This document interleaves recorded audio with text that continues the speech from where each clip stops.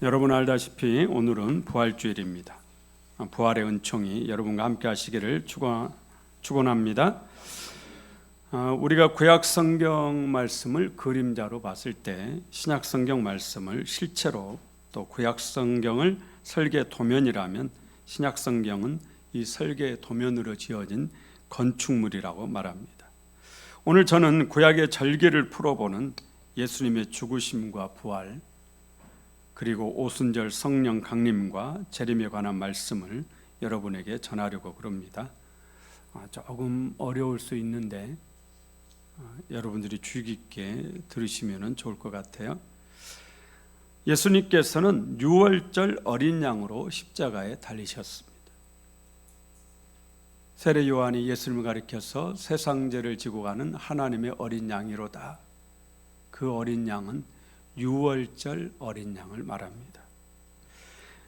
유월절은 히브리인들이 애굽에서 노예로 살고 있을 때 하나님이 애굽에서 이들을 해방시키려고 애굽에 10개의 재앙을 내리십니다. 마지막 재앙이 뭐죠?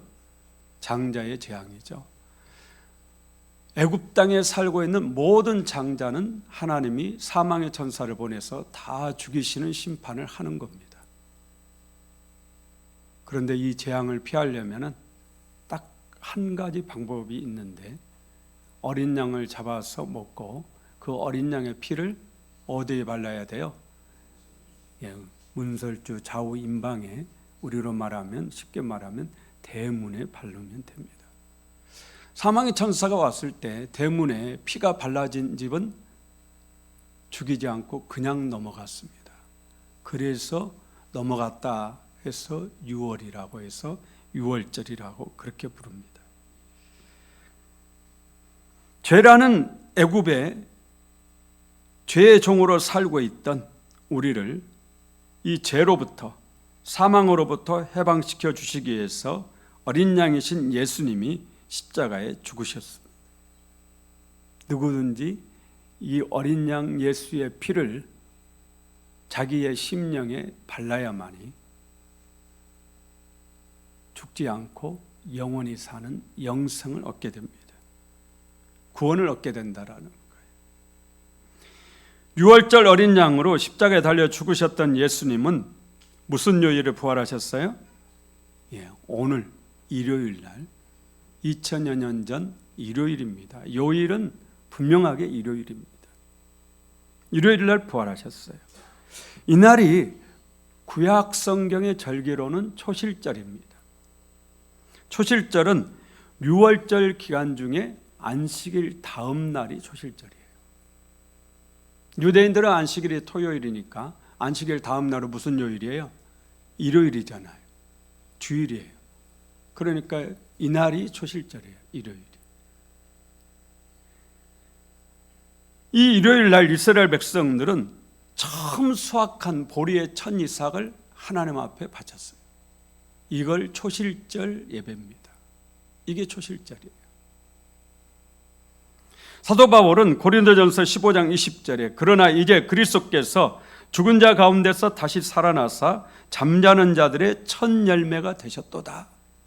첫 열매, 첫 이삭, 하나님 앞에 바쳐진 그 첫 이삭, 초실절의 첫 이삭, 이게 바로 누구라는 거예요? 신약시대의 예수님이라는 겁니다. 그러니까 구약의 이 절기에 들어있는 비밀은 예언의 말씀이죠. 예수님의 부활이 초실절 날 하나님께 바쳐진 첫 열매라고 성경 그렇게 말씀합니다. 초실절에 부활하신 예수님은 제자들과 이 땅에서 40일 동안 함께 계셨어요. 그러면서 감람산에서 500의 형제가 보는 데서 하늘로 승천하시면서 예수님이 하신 말씀이 있어요. 너희는 예루살렘을 떠나지 말고 위로부터 성령님께서 강림하실 때까지 기다리라. 그래서 마가의 다락방에 120여 명이 오직 기도하면서 성령이 오시기만을 기다렸는데 성령님은 몇 일 만에 오십니까? 구약의 절기를 아신 분은 금방 아실 수 있어요. 성령 절기로 무슨 절기에 오시죠? 오순절에 오세요. 자, 초실절에 부활하신 예수님이 40일 동안 제자들과 함께 하셨어요. 그리고 하늘로 올라가시면서 성령이 오시기까지 기다려라 그러셨단 말이에요. 그런데 성령은 여러분 알다시피 사도행전 2장에 오순절날 오셨어요. 그러면 성령 몇일 후에 오시는 거예요? 열흘 후에 오시는 겁니다. 아마 사도들 중에 누군가는 이걸 아셨을 거예요. 성령이 언제 오실 줄을. 왜냐하면 이 절기 속에 비밀이 있으니까요.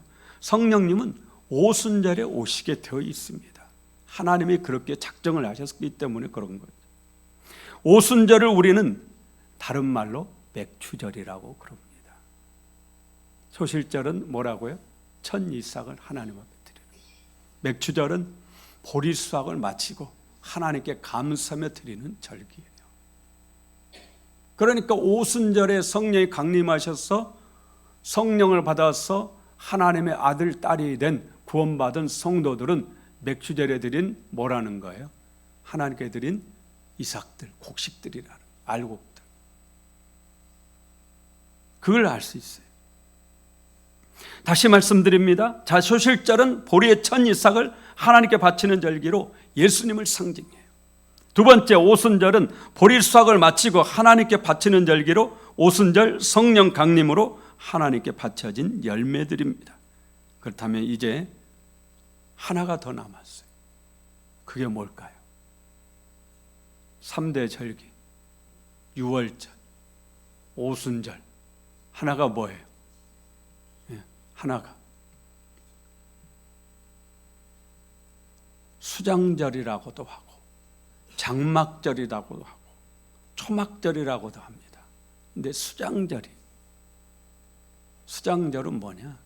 한 해 농사를 다 마치고 곡간 안에 곡식을 다 쌓아놓고 하나님께 곡식을 드리면서 한 해 농사를 드리면서 그중에 가장 좋은 것을 하나님 앞에 드리면서 감사하는 감사의 절기가 수장절이에요.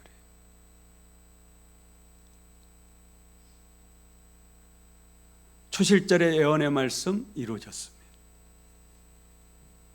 유월절 예언의 말씀 이루어졌어요. 초실절 예언의 말씀 이루어졌습니다.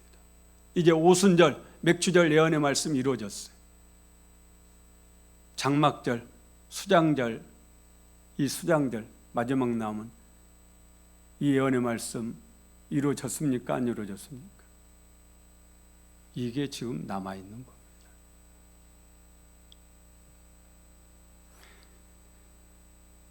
초실절 예수님의 부활이 첫 열매 수확이라면 오순절 성령 강림이 1차 추수의 시작이고 장막절은 마지막 추수를 말합니다. 저는 장막절이 예수님의 재림의 때라고 그렇게 생각합니다. 예수님은 부활하셨어요. 그리고 이 예수님은 분명히 이 땅에 다시 오십니다. 그것을 수차례 말씀하셨어요.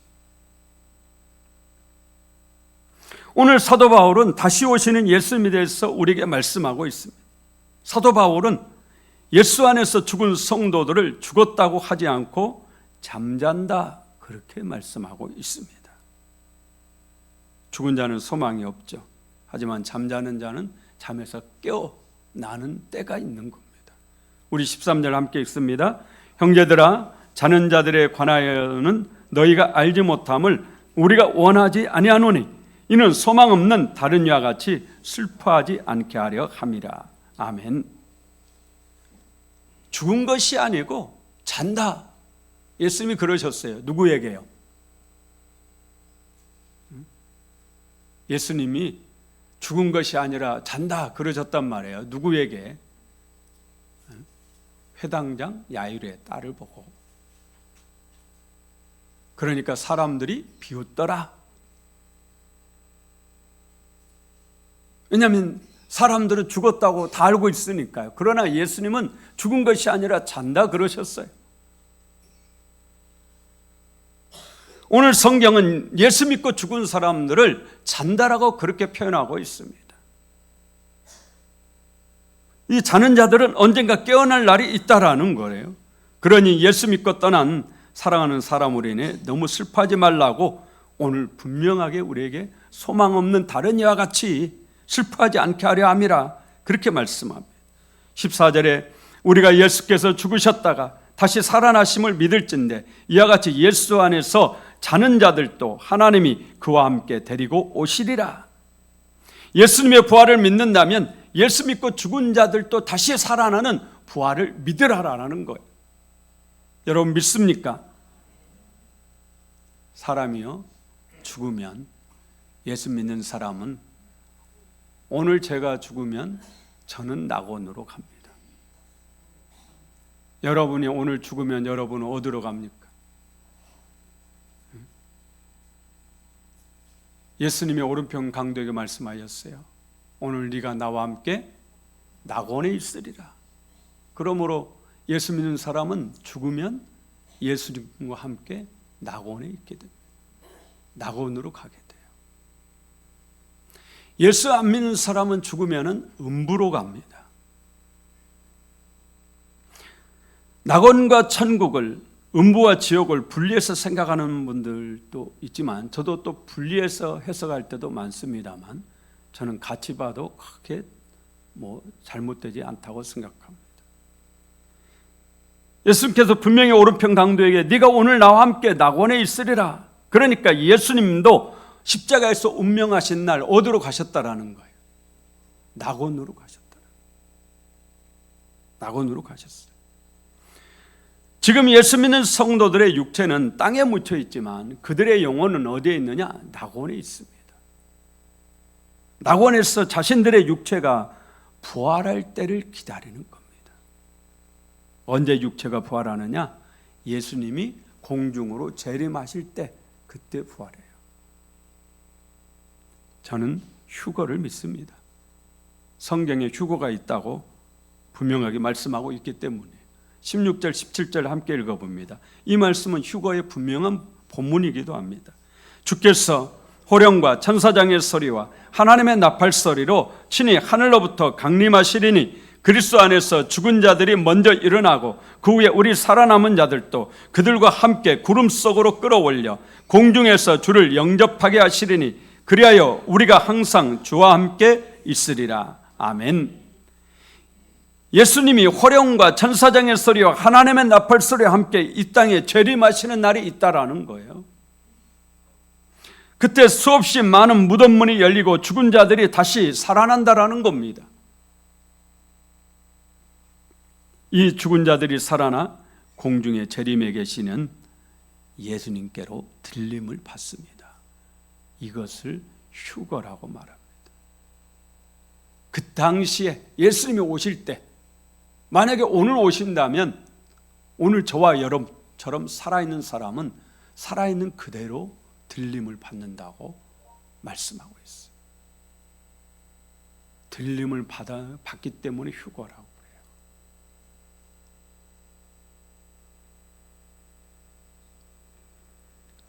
과학이 아무리 발달해도 흐르는 시간을 멈출 수는 없습니다. 지금 하나님의 시간은 정말로 달려가고 있어요. 예수님의 재림의 때가 가까이 왔습니다. 구약의 절기 중에 유월절, 초실절, 오순절까지는 이루어졌습니다. 이 절기들을 봄절기라고 그래요. 봄은 오늘 우리는 봄을 맞이하고 있지만 영적인 절기로는 이미 봄이 지나갔습니다. 지금은 가을의 추수때에 접어들었어요. 이제 나팔절, 수장절 같은 절기들이 남아있습니다. 저는 유월절, 초실절이 예수님의 죽으심과 부활로, 오순절이 성령 강림으로 이루어졌듯이 나팔절은 예수님의 재림으로, 수장절은 휴거로 이루어질 줄 믿습니다. 예수님 부활하셨어요. 부활의 증인들이 차고 넘쳐요. 너무너무 부활의 증거가 많습니다. 그 중에 가장 뚜렷한 증거가 뭐냐? 예수님의 부활을 목격한 12제자가 다 순교하셨다라는 겁니다. 한 사람도 예외 없이 다 순교하셨어요. 예수님의 부활을 목격하지 않았을 때는 가룟 유다의 배반도 있고 베드로의 배반도 있고 제자들도 다 달아났지만 부활하신 예수님을 보고서는 그 제자들이 하나같이 다 잔인한 방법으로 그 모진 고문을 당하면서도 자신들의 신앙을 버리지 않고 순교하셨어요. 기쁨으로 오히려 찬송을 부르면서. 이보다 더 분명한 부활의 증거가 어디가 있습니까? 성경은 부활의 증인들에 대해서 수도 없이 많이 얘기합니다. 120여 명, 500여 명이 봤다잖아요. 감람산으로 가는데 수도 없이.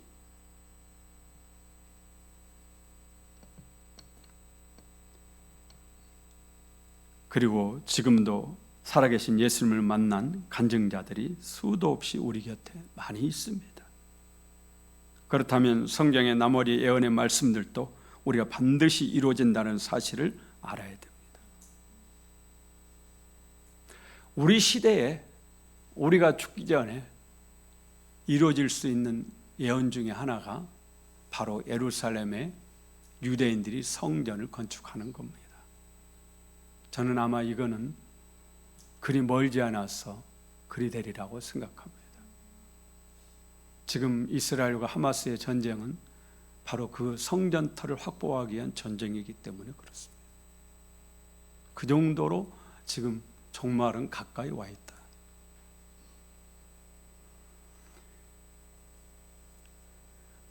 예수님의 재림은 예수님을 안 믿는 사람들에게는 두렵고 공포스럽고 무서운 겁니다. 그러나 정말 예수를 믿고 예수님을 기다리는 사람들에게는 그날이 최고의 축복의 날이고 최고의 축제의 날이고 가장 기쁜 날이죠. 다시 오시는 주님이 여러분에게 축복이고 여러분의 기쁨이길 원합니다.